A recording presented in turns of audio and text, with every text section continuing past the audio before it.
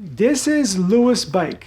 New hydraulic brakes from an Asian manufacturer that, despite all the controversy in the last couple of years, not only that they survived, but they kept adding new products to their lineup. What I have with me today is arguably their most popular product, which is the 4 piston brakes. I have 3 of their most popular models with me today. Let's check them out. For those of you that don't know, the controversy is about early versions of their brakes copying or reverse engineering the design of Trickstuff Maxima, the premium brakes from Germany, prohibitively expensive for most of us. But I'm gonna leave that controversy aside. You guys feel free to continue the discussion in the comments. And I'm gonna focus on what makes a brake set desirable, starting with build quality, precursor to performance. Then I'm gonna look at the features and innovation that Lewis brought to the table. And finally, serviceability, parts availability, and warranty of these brake sets. And I'm gonna start with that last point. Warranty is 3 years if bought through the authorized channels, whatever that means. But one thing that I can tell you is that if you buy these from my friend Paul at buycomponents.ca, I'm sure he's gonna take care of you. He's not just selling the brakes, but he has their 2.3 millimeter rotors.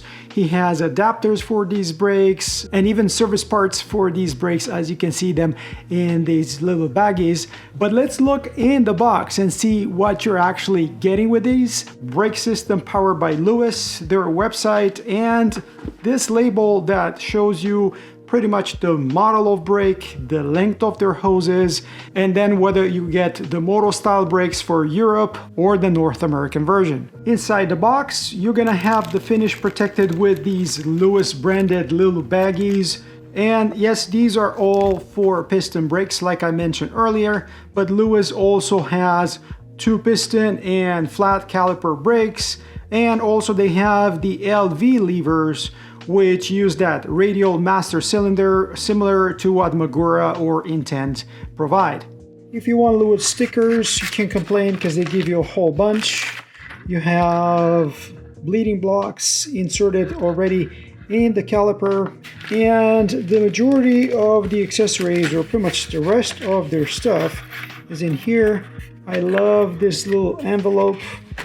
Right here, if you scan that barcode, as you would expect, you'll get to the Lewis website. And inside here is pretty much everything else that you're gonna need to install the brakes. Here's the brake pads. And if you look on their website, you're gonna see that they have 2 types, sintered or metallic pads and the semi-metallic pads. And you're also gonna get installation bolts with washers. This is the 2 millimeter micro adjust, a bit more about that later. This is an extra set of pad retaining bolts for the caliper, and you have these little safety or circlips that you're going to install at the end of the bolt. And since these are considered to be downhill or enduro brakes, they're all shipped with sintered or metallic pads. And interestingly, I have 2 models here. One is called TP, that's listed on their website. This is called VP, that's not yet listed. I guess it's soon to come. And they use 2 sizes of brake pads. Fortunately, these are compatible, or they're the same standards used by the Hope brakes. Remember the brand from England? So the TP37 is the equivalent of an E4, and the TP40 from Lewis is the equivalent of the V4 from Hope. And if you go on their website, you'll find a lot more options for brake pads. And as you can imagine, there's going to be third party where you can get your brake pads from. Their calipers can accept a rotor thickness of up to 2.5 millimeters.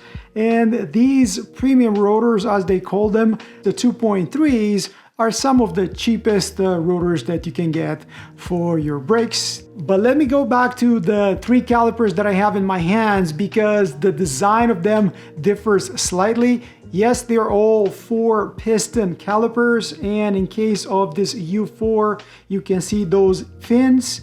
Pads will go right here on the inside, and yes, you have that kind of special pad retaining bolt, and I mentioned that you get an extra one in the bag. Thank you, but I don't know what that would be for. The other two calipers, the LH4, which is the cheaper brake, and the LHT, which is the titanium brake, will come with 4 pistons as well. The piston size will differ, either 14 and 17 millimeter pairs or 2 17 millimeter pairs of pistons. And these brakes with 17 millimeter pistons, whether they're steel or titanium, have a ceramic insert to further isolate them from the brake pad heat that doesn't exist for the cheaper LH4. And one last thing about the caliper, all of them have a bleeding port right here that uses a Torx screw head, and you have a little rubber seal on the inside.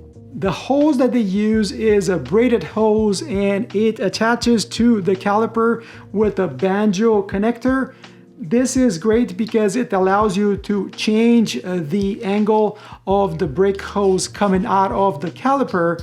But one thing that is innovative for them is the connector here, the barb and the insert that they use on the hose, both at the caliper side and at the lever end of the hose. They call their system anti-leak, so you can remove the hose and actually remove the tightening nut here on the hose without losing oil from the lever. And that allows you to pretty much run the hose through your frame or cut the hose, and you don't need to replace the barb and the olive. It's a pretty smart system. I really like it a lot, but that also brings me to the levers themselves, because that's where some of their patents or innovations are. And you're going to notice right away the quality of the CNC industrial machining that has been done for these brakes. And if you look at their blade, it's almost identical between the 3 brakes. And the shape itself is nothing really exceptional. You can see it here next to my preferred brakes these days, the Formula Cura. However, what I like better on these brakes is the fact that the blade is wider and feels more solid in hand and almost as light as the Hayes brakes. And that is because of the not 1 or 2, you have 4 bearings here on this pivots of the blade, so 2 on each side. And as you look here inside, this is one of their innovations. If you look carefully here, that is a 2 millimeter. Look at this, they give you this tool in the bag, and by rotating this, you're actually adjusting the bite point, and by using this tool-free adjustment, you're just changing the reach of the lever itself. So that's a 2-in-1 adjustment that is rather unique to Lewis. On the LHP brakes, you're gonna see this additional knob here on the side. LHP has it. This is LHT. This has it as well, just implemented differently.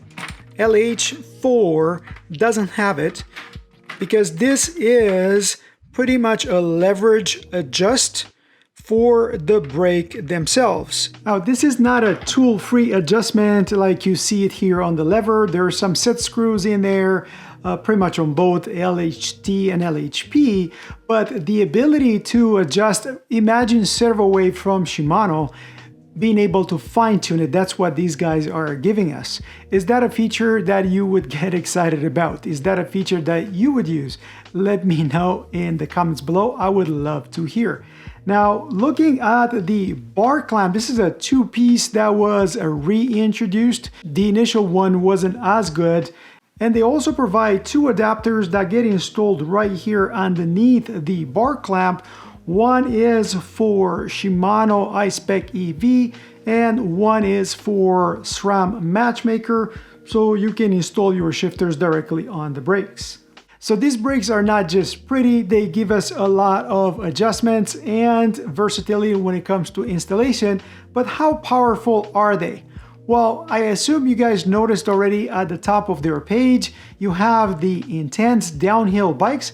That's because they sponsored the downhill race team last year. And if you look carefully, you're gonna see that they've used the LHT brakes, the ones with titanium bits and pieces, that also happen to be some of the lightest 4 piston that they have. So LHT front brake with that 90 centimeter hose, 248 grams. But we're gonna need brake pads, so 275 with those Hope V4 pads. The rear brake is about 20 some grams. Here we go, 23 grams heavier, so 298 grams.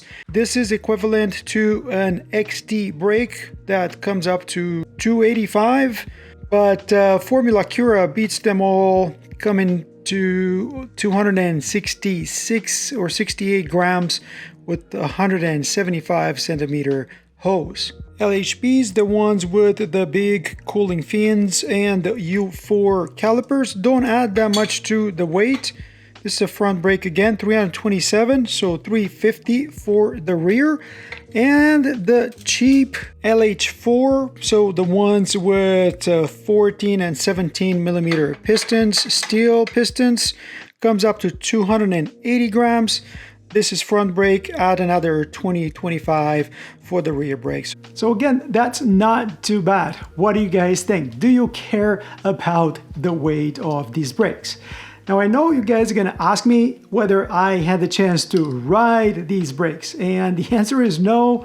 I am waiting for a set of black ones because as much as I love the look of the silver, I don't think it matches any one of our bikes too well.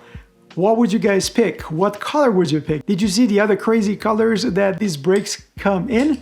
If you were to choose between LHT, LHP, and LH4, which brake would you go for and why? Let me know in the comments below. Let me know if you have any questions for me in regards to these brakes. What do you think about Lewis in general? Do you trust their ability to support their customers going forward? I would love to hear your opinion. Again, let me know what you think. Let me know if you have questions. Let me know if you liked the video, and if you did, don't forget to like, subscribe, and comment. And until next time, hope to see you folks on the trails, regardless of what brakes you like to run. Cheers, guys. Cheers.